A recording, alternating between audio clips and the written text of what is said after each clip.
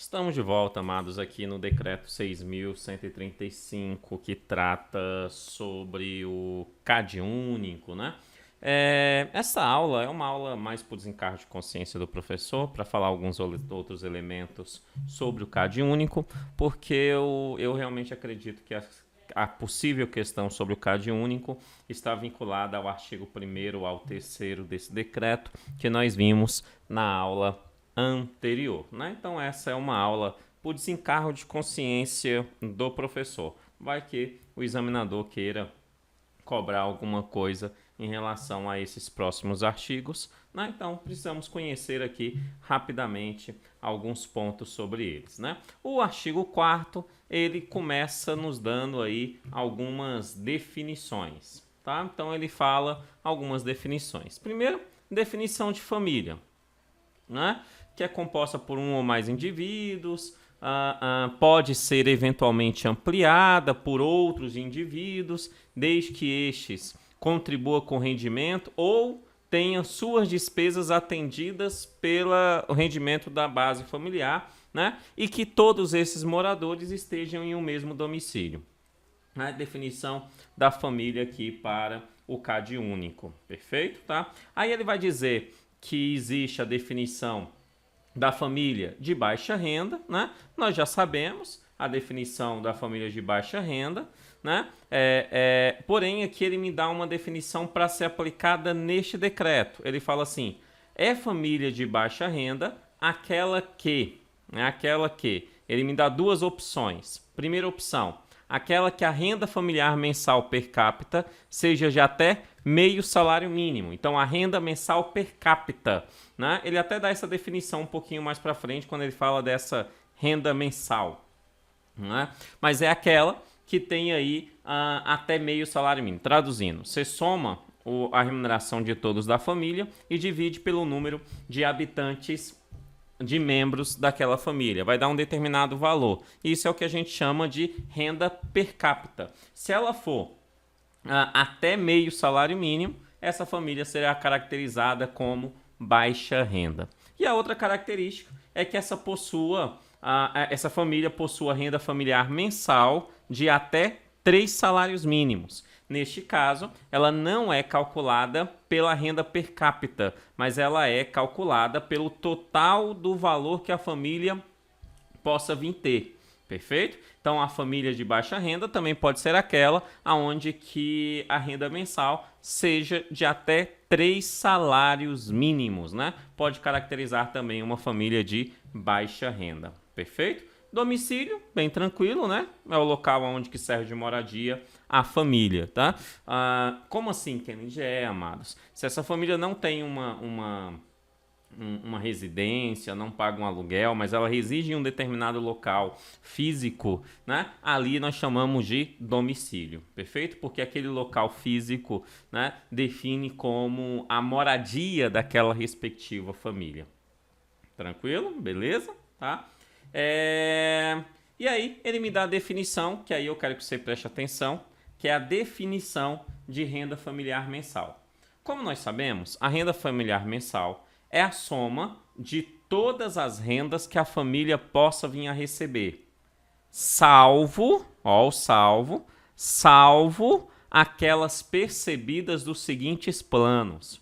Então, a renda familiar mensal é a soma de tudo que a família pode receber, excluindo dessa conta esses programas aqui, como dinheiro referente ao programa de erradicação do trabalho infantil, ao programa de agente jovem, desenvolvimento social e humano, ao programa Bolsa Família e programas remanescentes nele unificado, né? Programa Nacional de Inclusão de Jovens, o ProJovem, né? Auxílio emergencial financeiro também não entra na conta, e demais programas de transferência condicionada à renda implementada dos estados, do federal e dos municípios. Então, a renda familiar mensal soma salário, soma possíveis investimentos, soma possíveis rendimentos, soma tudo isso, né? Porém, não soma valores pertinentes a esses programas citados aqui da linha A, até a linha F, tá? Até a linha F. Aqui a gente só está falando da soma dessa renda familiar mensal. Então, se somar tudo, pode dar, por exemplo, sei lá, R$3.000. Isso é a renda familiar mensal. Agora, se eu quero transformar essa renda de 3.000 e calcular a renda per capita, é só pegar esse valor e dividir pelo número de habitantes. É por isso, né, que o inciso 5º vai nos dar essa definição, que ele fala, então, essa renda familiar per capita, está lá no inciso 5º, é a razão entre a renda familiar, os 3.000 do meu exemplo, né, e o total de indivíduos da família. Ou seja, pega os 3.000 no meu exemplo e divide pela quantidade de membros da família.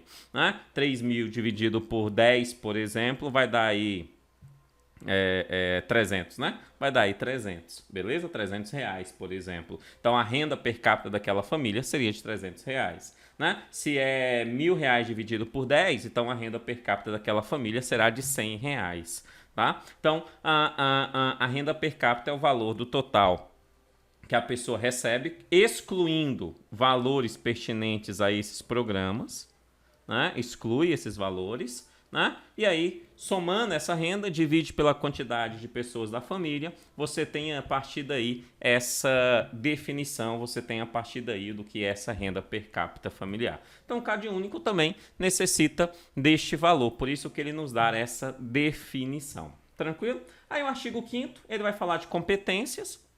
Ele vai falar de competências do Ministério do Desenvolvimento Social e Combate à Fome. Atualmente, então, Ministério da Cidadania, né? Ministério da Cidadania sendo responsável por isso. Ele diz o seguinte, olha, que o Ministério vai gerir em âmbito nacional. Por que em âmbito nacional? Porque os estados, municípios, DF têm a sua respectiva autonomia. Então, o Ministério ele é responsável por gerir em âmbito nacional o CadÚnico. Né? Aquela rede que nós vimos na aula passada, né, que se espalha pelo Brasil todo, né, em âmbito nacional é gerido pelo Ministério. Aqui está escrito Desenvolvimento Social e Combate à Fome, atualmente Ministério da Cidadania. Né? É ele que também vai expedir as normas sobre a gestão do CadÚnico. Né? Então ele vai expedir, ele pode criar portaria sobre o CadÚnico, né? Instruções normativas sobre o CadÚnico, ele cria normas para serem cumpridas em âmbito nacional. Né?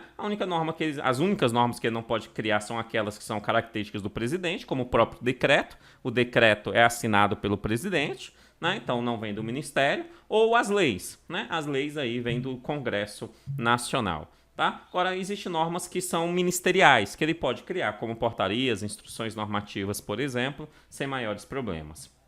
Né? Ele também implanta e executa, né, ali, supervisiona a implantação e a execução do CadÚnico. Então, ele supervisiona a implantação e a execução do CadÚnico em âmbito Brasil. Né? E, óbvio, ele vai fomentar que todo mundo utilize o CadÚnico. Então, o governo federal vai fomentar que estados, municípios e DF venham aí utilizar o CadÚnico propriamente dito. Perfeito? Tranquilo? Né? Também na aula anterior, nós vimos lá um desenhozinho que eu fiz do mapa do Brasil, né? Parecia uma coxa de frango, mostrei uns computadorzinhos espalhados pelo país, o cadastro. Por quê? Porque você precisa entender o seguinte, que o cadastramento, ou seja, o servidor que vai colocar os dados da família junto ao CadÚnico, né? Esse cadastramento será realizado por um servidor municipal. O município é quem tem a responsabilidade. É por isso que eu sempre digo, onde nós moramos? Resposta, nós moramos no município. Então, as ações direcionadas a nós, elas provêm, antes de qualquer coisa, do município.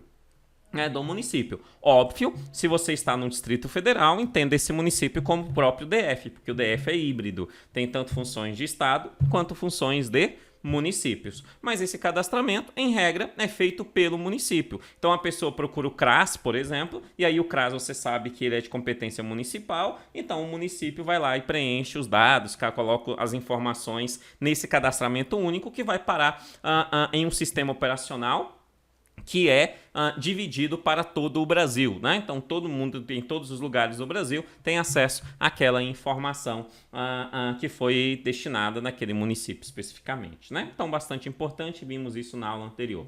Para o município preencher esse cadastro, existe aí alguns critérios, tá? Alguns critérios. Primeiro critério, óbvio, preenchimento do modelo de formulário.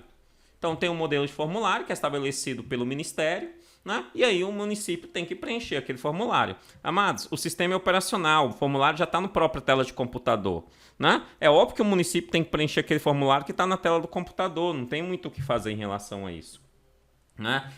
E um outro fator é que cada pessoa deve ser cadastrada em somente uma família. Fator importantíssimo esse, né? Então, uma pessoa só pode ser cadastrada em uma única família, né? Em uma única família. Se ela mudou de família, ok, né? Ela mudou de família, ok, aí cria-se um novo cadastro. Mas uma pessoa, ela sai da família que ela não faz mais parte, né? E aí agora está em outra família, porque cada pessoa só pode ser cadastrada em uma única família. Esse é um ponto extremamente importante que você tem que lembrar, né? O cadastramento de cada família será vinculado ao seu domicílio, né? Perfeito.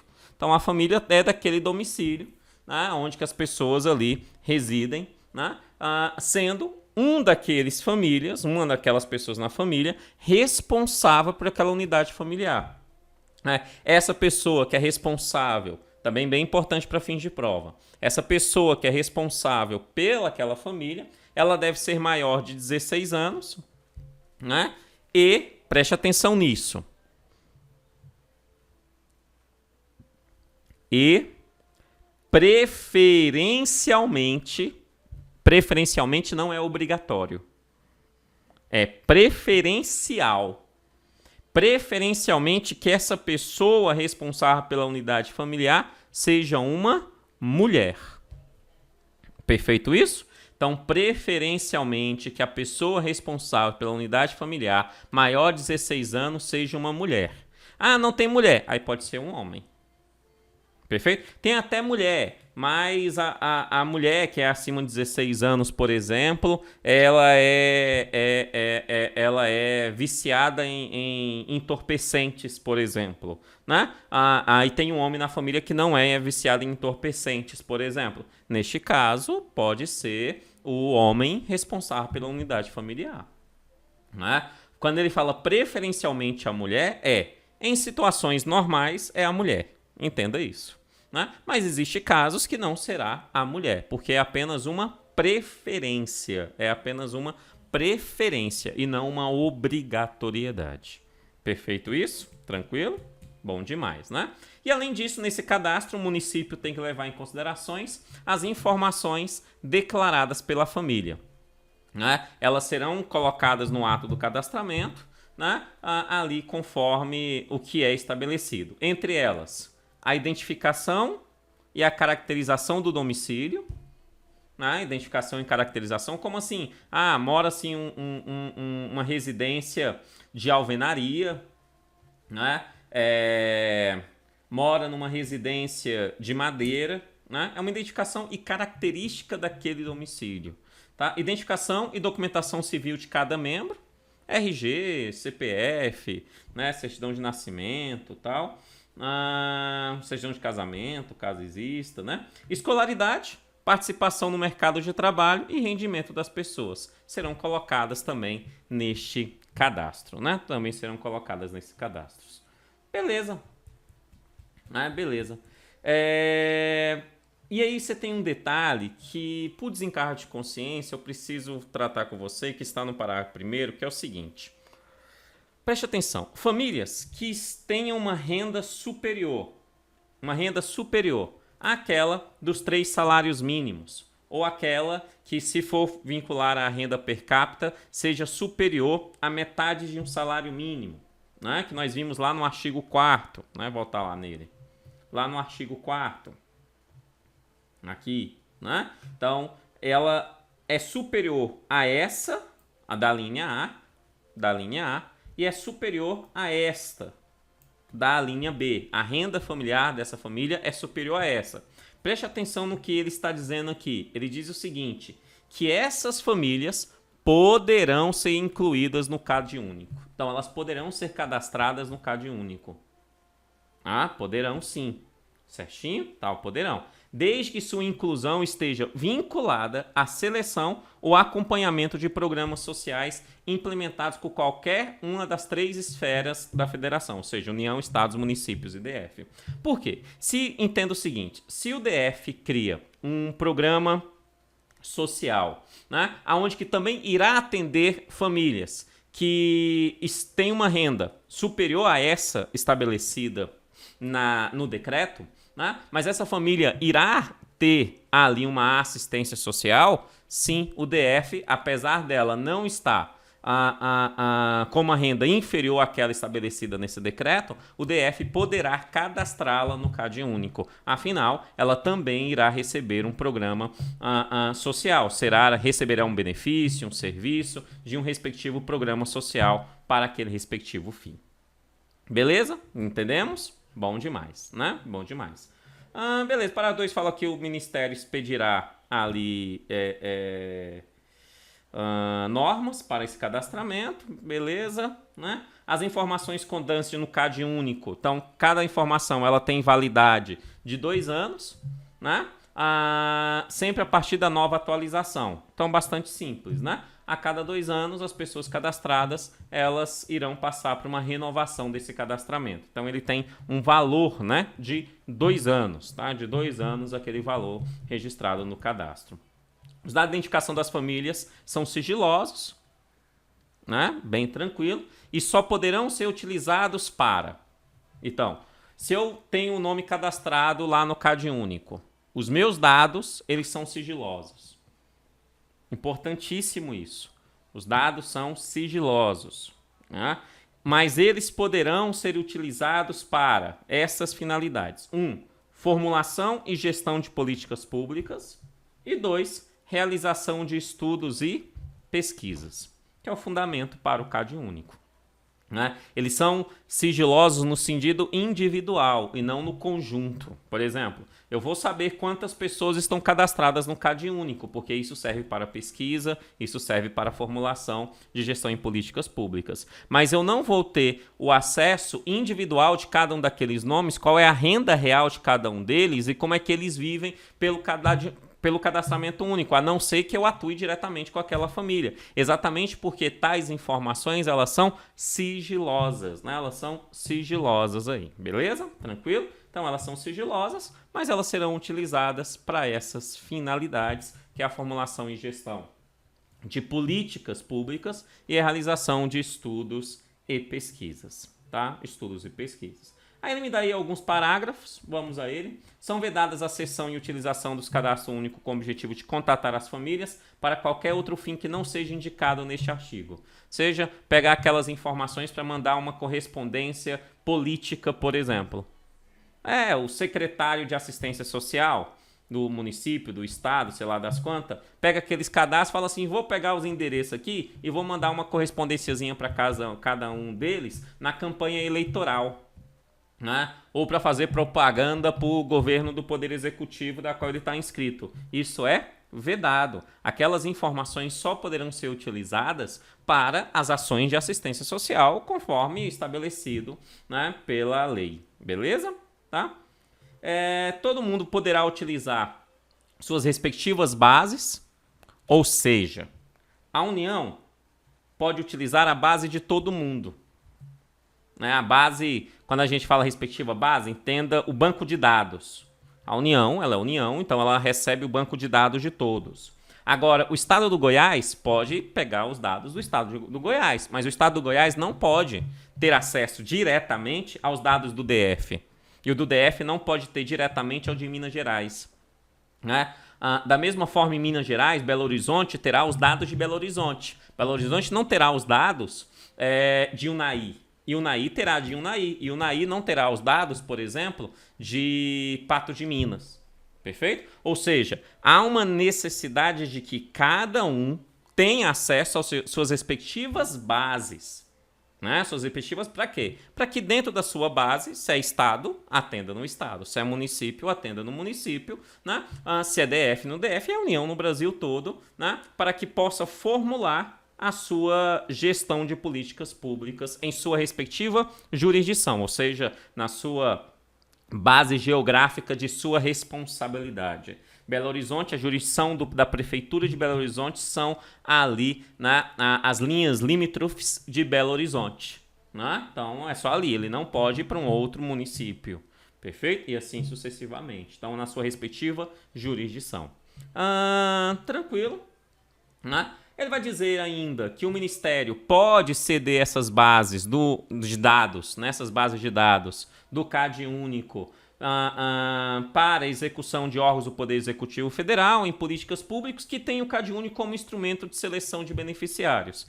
Desde que o CAD único seja um instrumento de seleção de beneficiários, essas informações poderão ser encaminhadas a outros órgãos do Poder Executivo Federal. Quem pode encaminhar para esses outros órgãos? O respectivo ministério. Né? Aqui está falando do Ministério do Desenvolvimento e Combate à Fome, mas já sabemos que é o Ministério da Cidadania.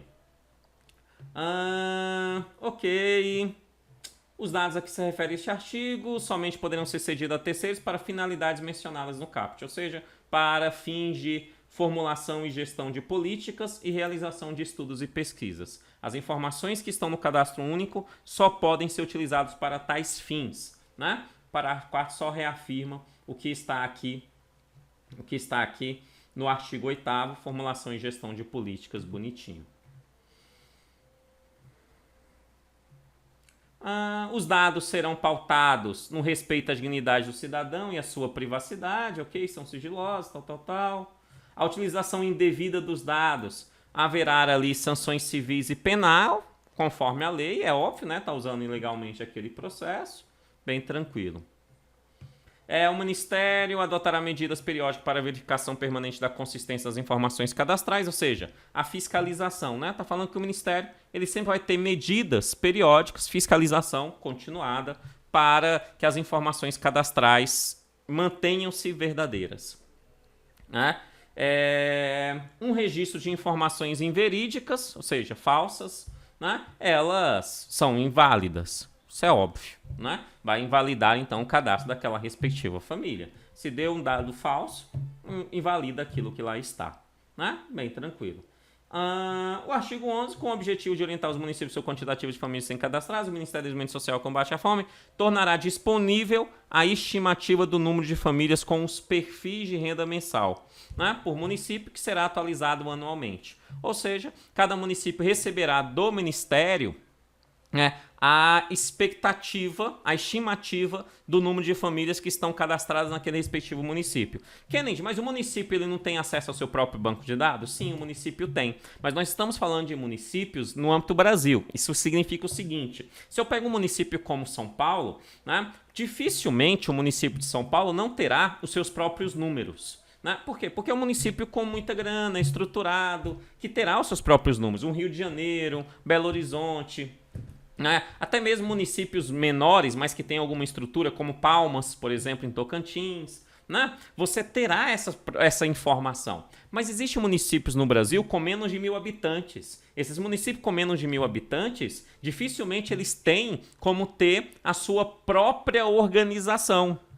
né? Porque a organização administrativa deles é ínfima. Né? Então, neste caso, a União está dizendo o seguinte: beleza, nós, União, como nós recebemos todos os cadastros, não custa nada nós dividir esses cadastros por município e encaminhar as informações para o respectivo município que tenha o pedido dessa informação. Sei lá, se um município goiano, deixa eu ver o município goiano aqui,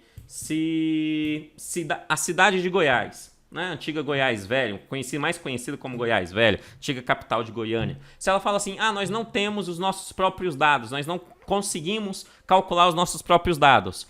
União, Ministério, manda para mim os dados daqui da cidade de Goiás. Aí a União vai mandar aquelas informações para a cidade de Goiás. Cidade belíssima, eu recomendo um passeio por lá, caso você esteja na região de Goiás, vários museus, né, Casa de Cora, né, bastante bacana o passeio lá em Goiás Velho, recomendo, né, e boa comida que é importante. Beleza, então, neste caso, ele terá essas ações. E por fim, esse artigo vai falar das questões orçamentárias, né, basicamente ele fala que o orçamento, né, serão alocados ao orçamento anual do Ministério.